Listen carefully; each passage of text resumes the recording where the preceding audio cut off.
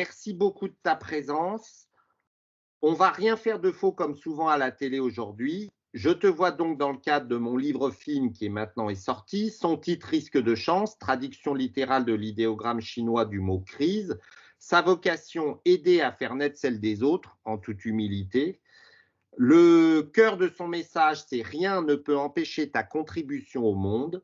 Mais quelle est-elle? Le sais-tu? Vraie question. Son histoire de mon livre, c'est la mienne et les vôtres partagées en résilience avec déjà les plus de 40 témoins que j'ai eus. Et je suis encore donc vraiment hyper heureux que tu m'aies accordé ce nouveau témoignage. Ça va être chouette pour eux tous, pour tout le partage qu'on fait aujourd'hui sur ce mouvement.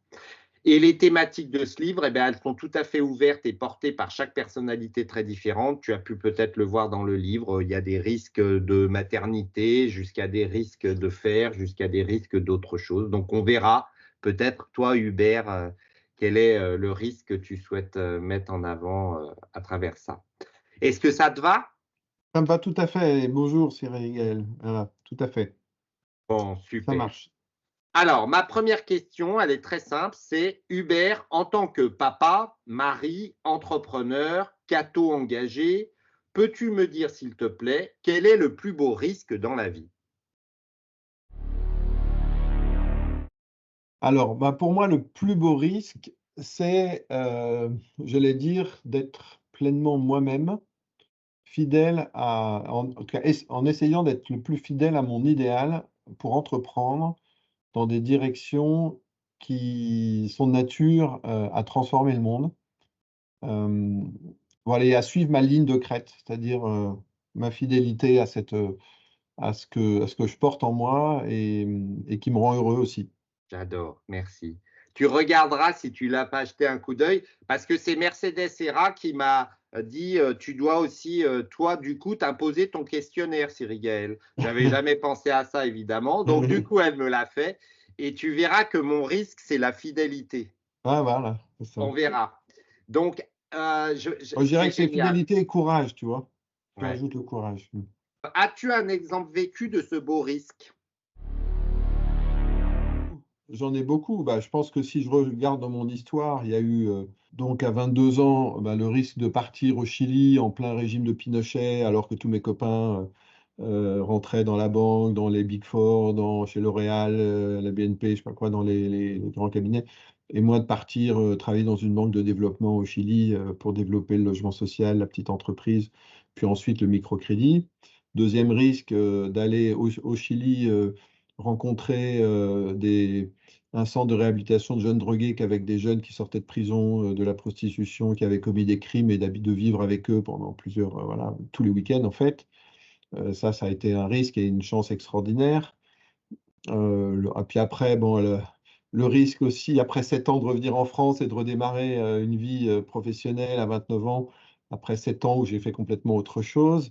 Le risque ensuite de partir au Japon avec, Marianne et 2 enfants, 3 enfants même, bah, sur un nouveau continent alors qu'on ne parlait pas un mot de japonais, voilà. Risque de partir ensuite, en Chine pendant 3 ans au moment de l'ouverture de la Chine, de prendre le risque de faire d'acquérir des sociétés chinoises en les négociant avec le Parti communiste chinois et puis, 3 ans après, bah, risque de reprendre la direction d'une ETI industrielle qui allait pas bien, dont, au moins 3 ou 4 candidats avant avaient refusé tellement ils avaient vu le diagnostic de cette entreprise qui s'appelle donc Armor Group, que je dirige, qu'on a complètement transformé avec mon équipe et qui me rend extrêmement heureux d'avoir pris ce risque, voilà.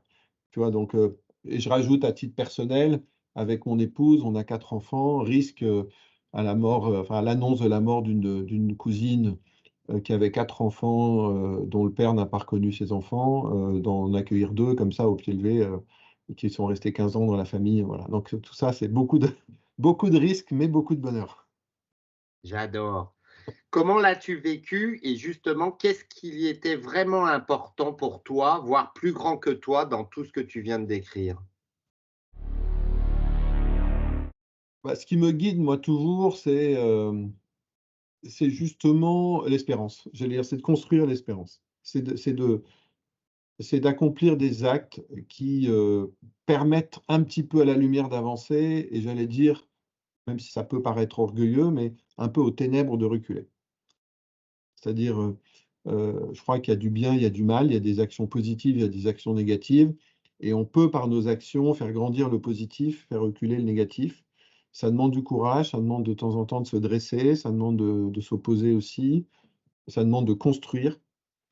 Et ça, c'est ce qui me plaît. Tu vois, par exemple, une action que je mène aujourd'hui, là, juste avant notre rencontre. J'avais une rencontre avec un entrepreneur nantais et une autre personne parce que j'ai rencontré un jeune Africain qui m'a beaucoup touché, qui vit sur un village sur pilotis en Afrique, qui n'a ni accès à l'électricité, dont il n'y a pas de traitement des eaux, il y a des gens qui meurent. Voilà, bon, je me suis engagé avec lui pour transformer son village. Bon, bah, je me dis, je ne peux pas m'occuper de toute l'Afrique, mais ce village de 20 000 personnes, je me suis engagé à ce qu'on le transforme ensemble. Voilà. Si, sans employer de grands mots, quelle est justement ta contribution au monde, ta mission, ta vocation, toi? Alors, ma vocation, je la définis, moi je me sens un entrepreneur qui cherche à donner du sens par son action, à contribuer au bien de la société, et un accompagnateur enfin un entrepreneur, j'allais dire, hier quelqu'un m'a dit un entrepreneur philosophe, c'est un grand mot, mais un entrepreneur qui cherche à donner du sens, à accompagner mes collaborateurs et des leaders extérieurs aussi, pour qu'ils trouvent eux-mêmes du sens à leur action et s'engagent avec courage et bonheur. Qu'est-ce que tu reconnais, Hubert, en toi-même, par toi-même, qui te donne le goût de vivre? Oui, oui, oui, moi, ce qui me donne le goût de vivre, c'est l'amour du monde, l'amour des autres, c'est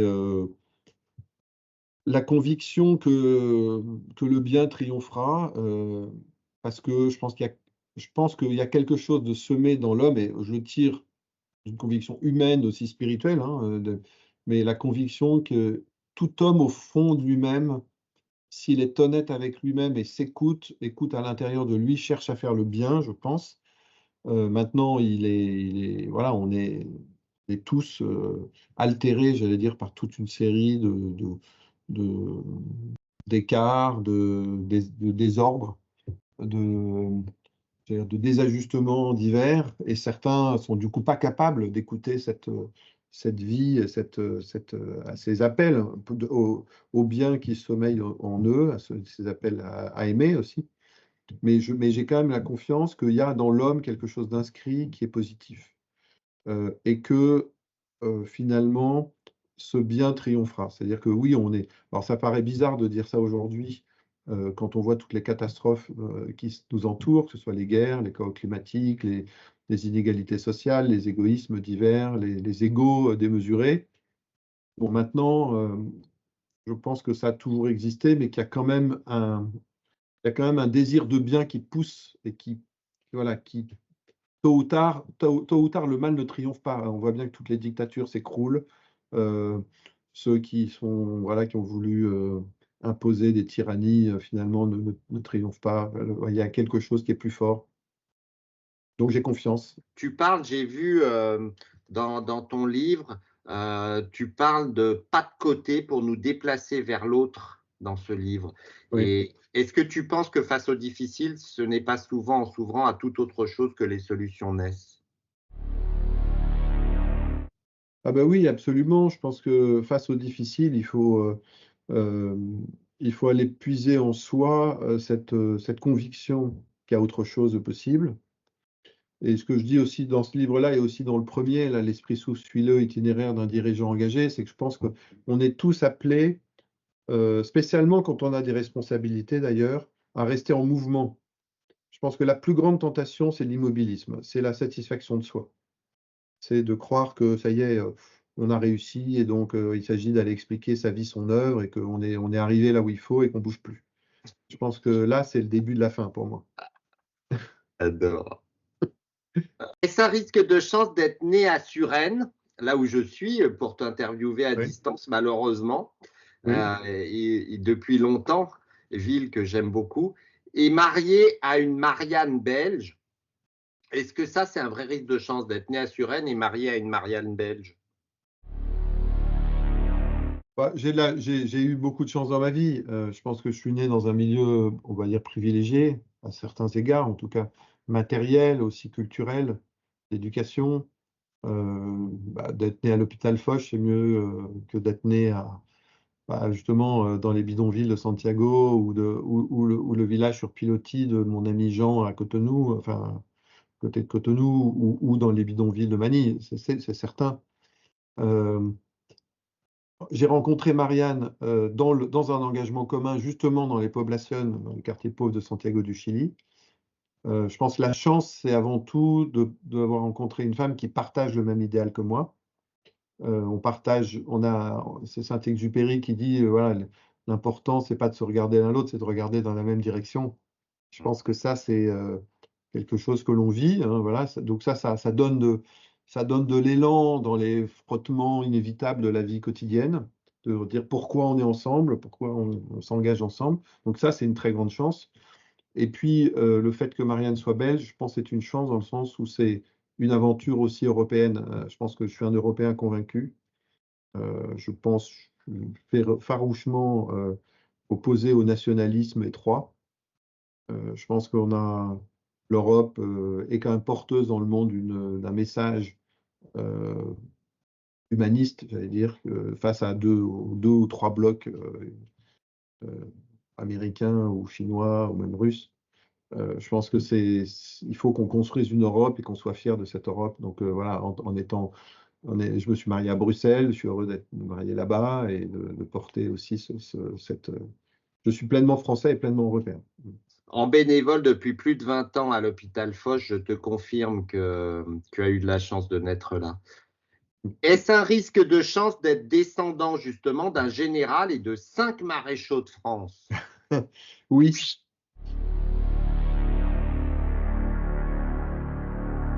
Oui, par certains égards. Après, il y a des vigilances à avoir par rapport à ça.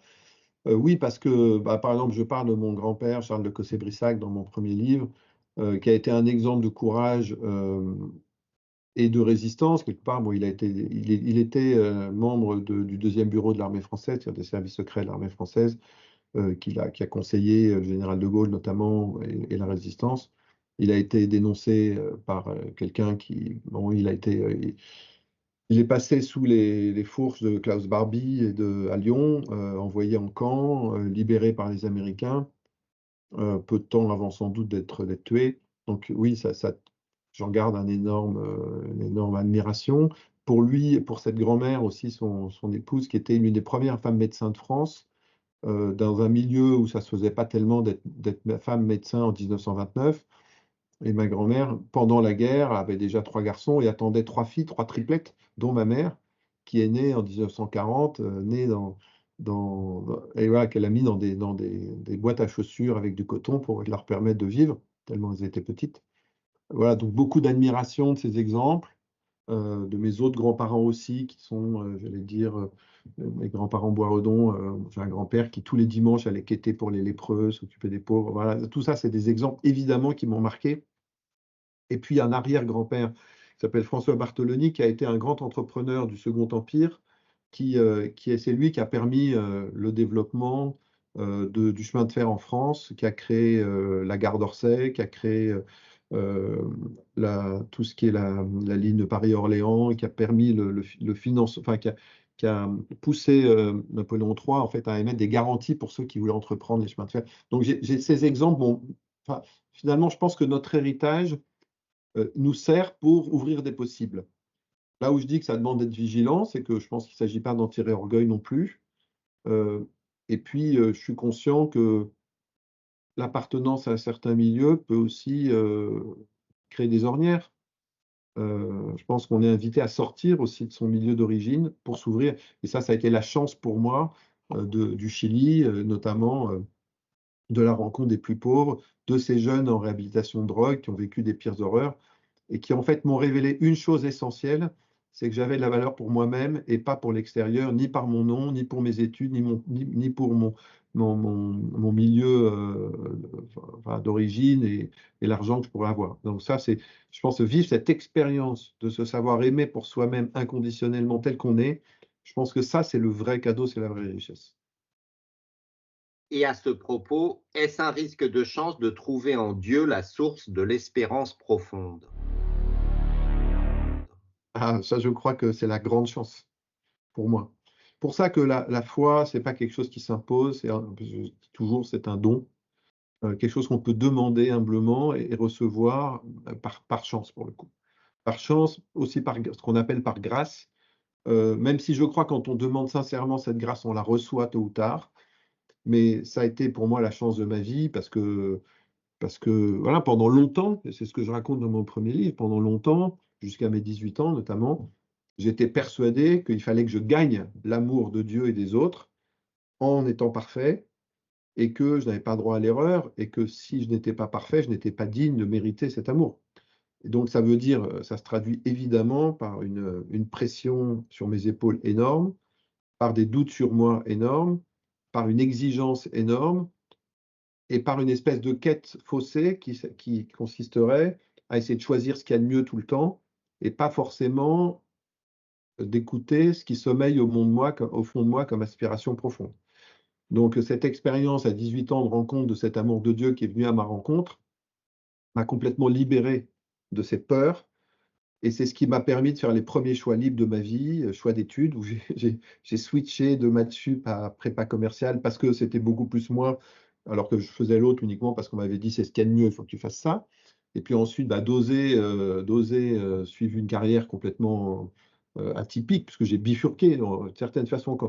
Dans ce livre que j'ai écrit, Déserter ou s'engager, moi-même, à cette époque, j'ai d'une certaine façon déserté. Je ne suis pas allé dans les grands groupes, machin, je suis parti pour faire un peu une expérience entre professionnel, humanitaire, de développement au Chili.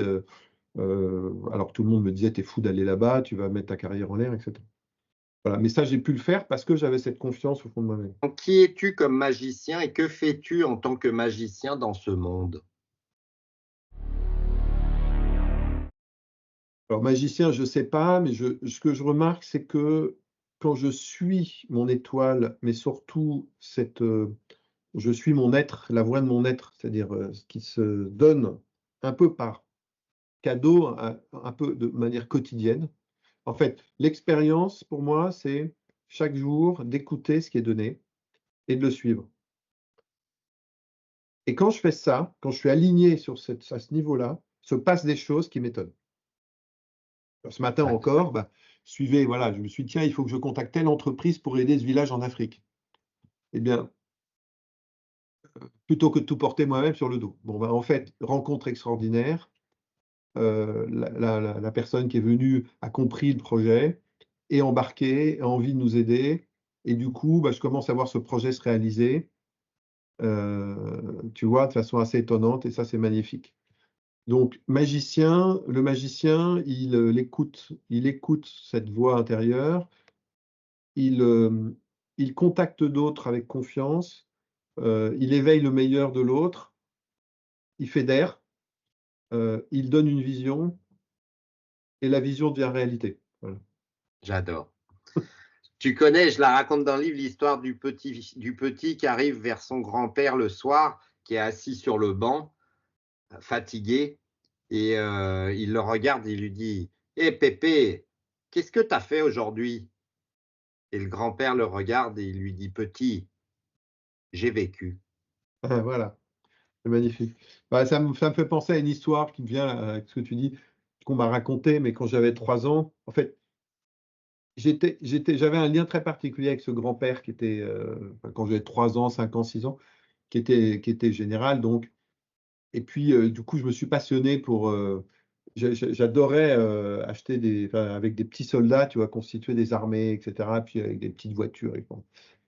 Et je lui disais comme ça le matin, tiens, grand-père, ça te dirait qu'on aille à Compiègne, parce qu'il avait une maison à côté de Compiègne, on aille à Compiègne se promener. Il savait très bien ce que je voulais. C'est-à-dire que mon rêve, c'était comme par hasard, en me promenant, de passer devant le magasin qui vendait les petites figurines. Et puis qu'à un moment se déclenche le miracle, c'est-à-dire qu'ils me disent, est-ce que ça te ferait plaisir que je t'en achète une? Et moi, avec mes grands yeux, lui dire oui, oui, parce qu'en fait, c'est ce que je voulais depuis le départ, et lui, il le savait très bien. Et là, on se rencontrait voilà. C'est cette magie, en fait, des désirs qui se rencontrent et que l'on crée. Que voudrais-tu voir se réaliser dans le monde au travers de toi ou au-delà de toi? Alors moi, ce que je rêve voir se réaliser, c'est d'abord la paix, mais une paix juste, hein. Tu vois, une paix juste, c'est-à-dire la paix la paix qui préserve et qui reconnaît la dignité de chaque personne, de chaque peuple, sa différence, qui ne cherche pas à l'assimiler à soi-même. Et, c'est cette diversité des hommes, des femmes et des peuples qui se conjuguent pour dans une danse harmonieuse, tu vois. C'est ça. Et puis, évidemment, dans cette danse harmonieuse aussi, de préserver la beauté et la magie de la Terre qui nous est donnée. Quand on regarde la beauté du monde tel qu'il a été créé et des personnes, c'est complètement magique. C'est magique de voir cette beauté-là, donc qu'on puisse s'en émerveiller, qu'on puisse la préserver, rentrer dans une plus grande harmonie. Voilà, c'est ce rêve profond. Ouais. Et que l'entreprise, bah, du coup, contribue aussi à ça. Qu'est-ce que tu aimerais mettre à la place du difficile de notre monde? Je dirais, tu vois, Simone Weil, pas Veil, mais Weil, la philosophe, disait, c'est pas le chemin qui est difficile, c'est le difficile qui est le chemin. Bon. Et donc, moi, je dirais que je remplacerais le difficile par le chemin, c'est-à-dire cheminer avec la solidarité. Puis ce mot qui m'est cher, parce que tu vois, dans le cabinet de conseil EOTECUM qu'on a créé avec Louis Faure, cette amie, on veut développer ce qu'on appelle le leadership par le compagnonnage. Et donc, moi, c'est ce mot de compagnonnage qui me fait vibrer, que j'aime beaucoup. Être compagnon des autres. Partages-tu la vision donc de Jean Vanier, chaque personne est une histoire sacrée? Absolument. Bah, déjà, tu vois, sur l'histoire de Jean Vanier, je me rappelle le président du Banco del Desarrollo où j'étais au Chili qui me disait, où il avait 65, 70 ans à l'époque, quand j'en avais 22, 23, il me disait, Sabes, Uber, en la vida hay luces y sombras. Il me disait, un peu avec il disait, tu sais, dans la vie et en toute personne, il y a des lumières et des ombres et des ténèbres. Voilà. Bon, donc voilà, il faut regarder la lumière et ne pas empêcher la lumière de se donner quand il y a des ténèbres aussi. Bon. Donc oui, moi je crois que toute vie et toute personne est une histoire sacrée. Et pour confirmer ça, tu vois, on a créé avec un ami, puis mon épouse Marianne au Chili, justement, une banque de microcrédit qui s'appelle Contigo, inspirée de Mohamed Yunus, fondateur de la Grameen Bank, et d'ailleurs aujourd'hui en difficulté parce que le gouvernement, je sais pas, lui veut des problèmes alors que c'est vraiment un homme extraordinaire, je tiens à le dire. Et quand Laurent, cet ami associé, lui avait écrit, quand on a voulu créer cette banque, il a répondu, en fait, on lui avait dit pourquoi vous avez créé le microcrédit. Et il avait dit, en fait, je crois que chaque homme porte en lui un trésor et qu'il nous appartient de travailler à ce que ce trésor apparaisse et se donne. Et je crois que c'est vraiment ça. Je crois qu'il y a vraiment dans chaque personne une mine à exploiter, une mine à découvrir. Qui est unique. Souvent, elle est recouverte de cendres, elle est recouverte de terre ou de gadou ou de boue. Euh, mais il y a un cristal sacré dans chacun. J'en suis convaincu. Qu'est-ce que tu vis dans ta vie que tu souhaiterais voir continuer?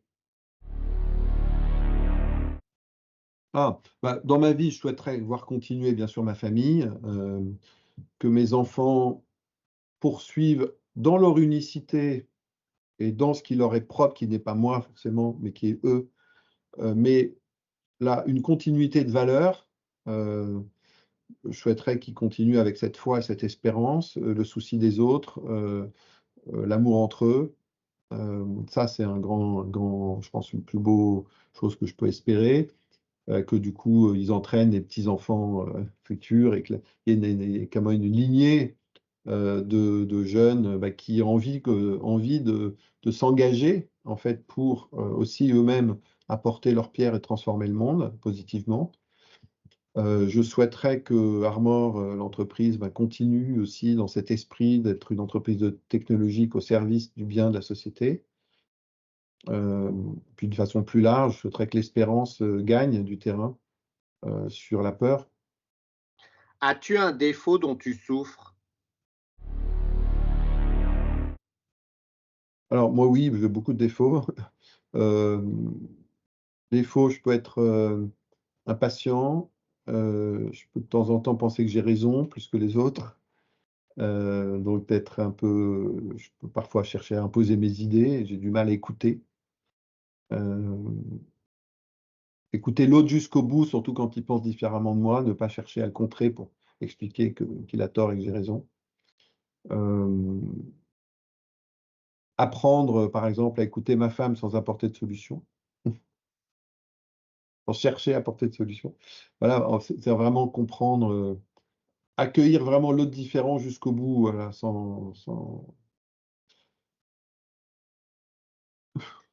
voilà, je pense que... C'est quoi l'intention positive qui se cache derrière ceux ou ces défauts?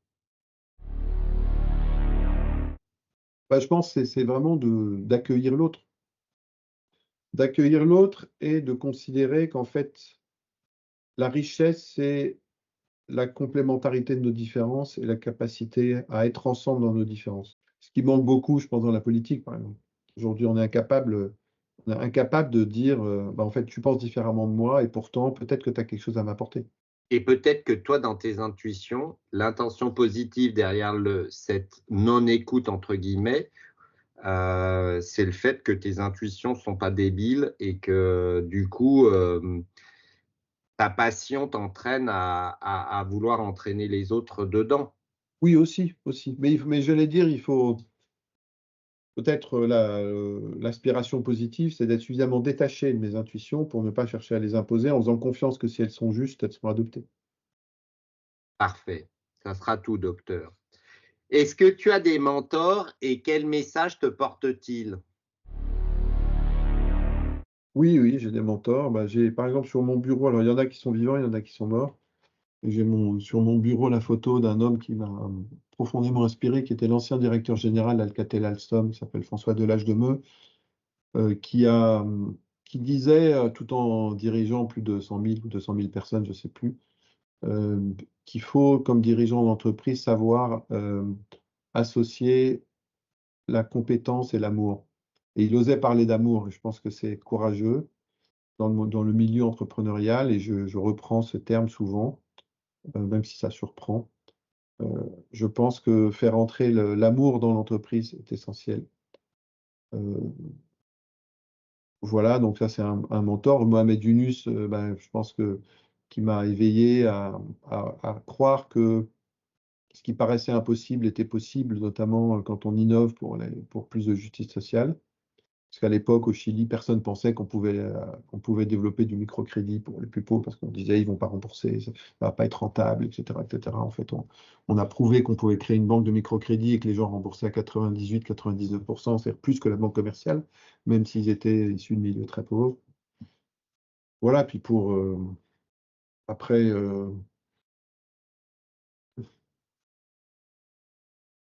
j'allais dire mes parents, je pense que mes parents, comme mes grands-parents, j'ai un père qui est un homme profondément sage et qui a une capacité de recul extraordinaire, et qui m'inspire beaucoup, comme une mère très dynamique, qui a été courageuse, qui a subi des opérations et qui, malgré tout, enfin, des opérations au cerveau, et qui a décidé de vivre et qui se bat tous les jours avec un enthousiasme phénoménal. Voilà, ces exemples de courage m'inspirent beaucoup. Hubert, ta vie est-elle un stage d'amour comme la mienne ici-bas? Ah, je pense que ma vie est oui, je dirais une école, l'amour peut-être dans l'esprit, une école, parce que enfin, je me dis souvent, en fait, nos vies sont un apprentissage, ou un pèlerinage. Mais alors, quand on a la chance de croire en Dieu, ce qui est mon cas, on a un peu appris que voilà, il y a la vie, puis après, il peut y avoir le paradis, il peut y avoir tout ça. Moi, je crois qu'en fait, le paradis commence dès aujourd'hui. Parce qu'il est en nous, d'une certaine façon, et il nous appartient de le faire, ce que j'appelle advenir sur la terre. C'est-à-dire que quand je dis le paradis est en nous, ça ne veut pas dire que tout est paradis, ça veut dire qu'il est présent et qu'il y a un combat. Il y a un combat entre ce qui permet d'aller vers cette harmonie, ce paradis, de certaine façon, ce bonheur, et puis ce qui nous retient en arrière ou ce qui s'oppose. Mais on a cette capacité quand même à visualiser ce qu'est le monde d'après et ce qu'est le monde libéré de ses entraves, de ses atavismes, de ses oppositions. et que plus on le désire, et plus on en a la vision, plus on a la capacité de le faire advenir, c'est-à-dire de le faire apparaître. Et ça, voilà. Et en ce sens-là, c'est une école, parce qu'on ne sait jamais terminé. Je veux dire un stage, oui, mais une école. C'est jamais terminé. Et je vais dire, c'est comme un entraînement. On s'entraîne.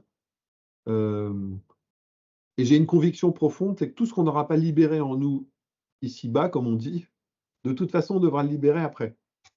Donc moi, je me dis souvent, quand j'ai pas envie, par exemple, de demander pardon à quelqu'un, de me réconcilier ou de faire un truc difficile, etc., ça me sert de motivation. Je me dis, de toute façon, si tu ne le fais pas maintenant, de toute façon, je veux dire, la haine ou la colère que tu ressens, machin, etc., si tu ne veux pas la regarder, de toute façon, un jour, tu devras la regarder. Parce elle va te revenir en boucle. Donc, autant le régler tout de suite. Le bonheur, il est dans le fait de traverser, pas de retenir les choses.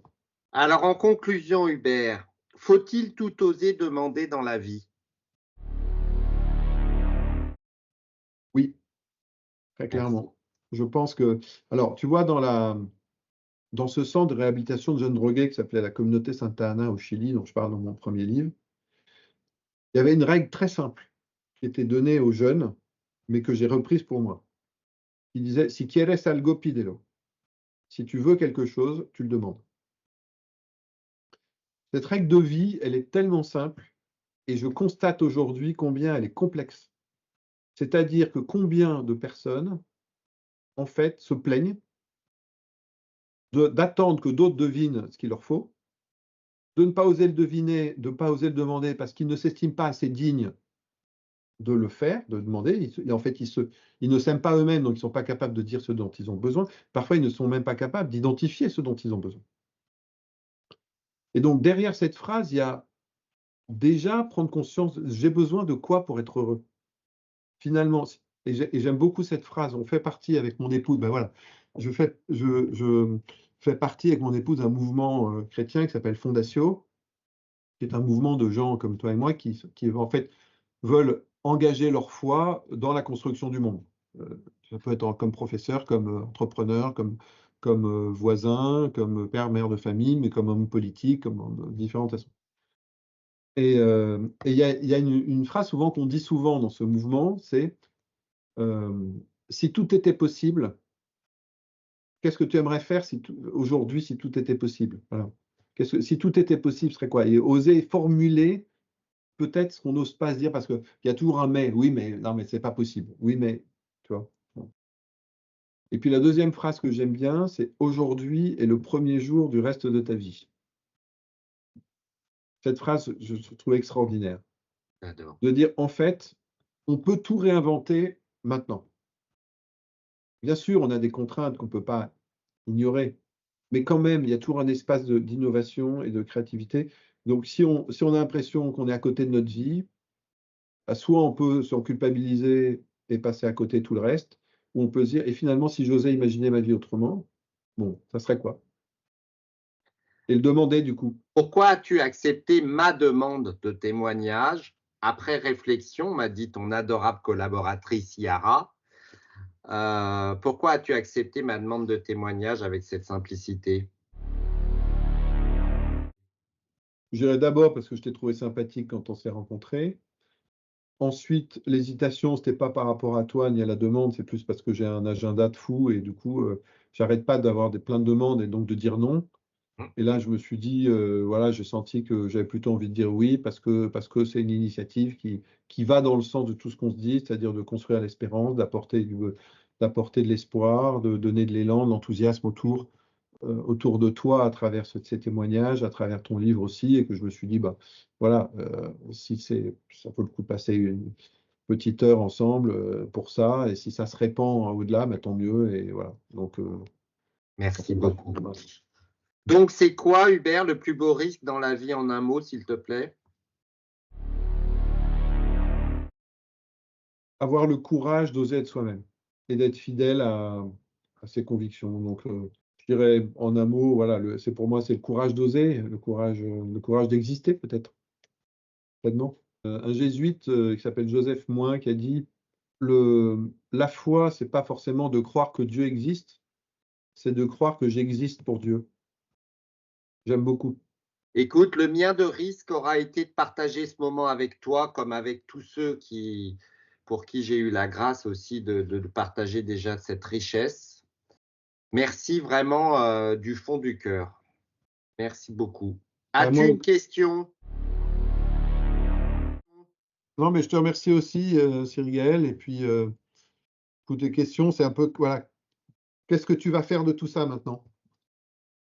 Bah, ce qui existe déjà, bon, déjà le livre, Ouais, voilà. et qui se poursuit donc sur risquedechance.com, et sur lequel il y a l'intégralité de toutes vos interviews. Il y a des ateliers dans les écoles. Alors ça, c'est juste merveilleux, d'intelligence, de force. J'ai une prof de maths centralienne incroyable, alors que moi, je ne savais pas lire et écrire en rentrant en sixième, comme tu le sais, et voilà, c'est pas mon univers. Et elle a réuni 4 classes de terminale et elle a pris certaines des questions de mon questionnaire qui est en accès libre sous Google Forms, et on a fait un atelier autour de ça et ça a été merveilleux. C'est la même chose, ça peut être des ateliers dans les entreprises sur, par exemple, il y a des patrons dans la grande tarte à la crème de la raison d'être de l'entreprise aujourd'hui. Il y a un patron, il en a pris 50, il l'a offert à ses 50 premiers cadres et il les a réunis en leur disant on va faire un atelier autour de ce questionnaire pour savoir c'est quoi la cohésion entre la raison d'être de l'entreprise et ma propre vocation ou ce que je sens être justement ma propre mission. Bon. Et ce qui est extraordinaire, c'est que la première chose qui se passe, évidemment, c'est ce que tu évoquais tout à l'heure. Non pas parce que les gens sont pas bons, hein, c'est juste parce que c'est la seule question qu'on leur a jamais posée à l'école, à savoir celle que je pose. C'est-à-dire qu'elle est assez simple, c'est qu'est-ce que tu fous là? Mmh. C'est quoi le sens? C'est quoi le sel de ta vie, ton âme, le goût, etc. Et par rapport à ce que tu disais tout à l'heure aussi, sur le ne pas oser demander, moi, j'ai eu 3 cadeaux en naissant malgré tous ceux que je n'ai pas eu, mais ça a été un de mes 3 cadeaux, ça a été d'oser tout demander et pour une bonne raison, c'est que moi, si j'avais pas demandé, je serais juste mort, en fait. Mmh. Donc là, ça te motive assez rapidement, en tout cas de faim. Ce que je veux te dire tout à l'heure, moi, je suis engagé aussi, et notamment en aumônerie et dans d'autres choses, d'autres chemins avec les exercices spirituels, Mmh. etc. Mais j'en veux un peu quand même à notre culture Mmh. judéo-chrétienne, en tout cas en Europe, par rapport à ça, parce que évidemment, dans nos éducations aussi, moi, je revois quoi, des images de nos filles. Moi, nous, on a la grâce d'avoir 3 filles et une petite fille depuis très peu, Mmh. mais Bravo. voilà, disant madame, s'approchant, j'en sais rien, d'une femme qui avait une grosse bague énorme avec un caillou. Oh là là, elle est belle ta bague, tu fais voir pourquoi tu as une grosse bague. Et de se prendre une claque en disant, mais on ne demande pas à la dame pourquoi elle a une grosse bague. Bah, là, moi, je m'en serais pris pas mal des claques parce que moi, quand j'étais ado, que j'allais dans les cocktails ou les mariages, je passais mon temps à passer de dame en dame qui avaient des beaux bijoux et leur dire: «Ah, vous savez, j'adore les pierres, est-ce que vous pouvez me montrer votre bague?» Et oui, parce qu'en fait, c'est très hypocrite. Les gens, ils les portent pour qu'on les voit Et on peut et rien dire dessus. si c'est pas pour les regarder et trouver que c'est beau, ça sert à rien. Ah là là. Tu les piquais après? Tu les piquais après? Non, je les piquais pas, mais à chaque fois que je peux en offrir à ma femme, je fais.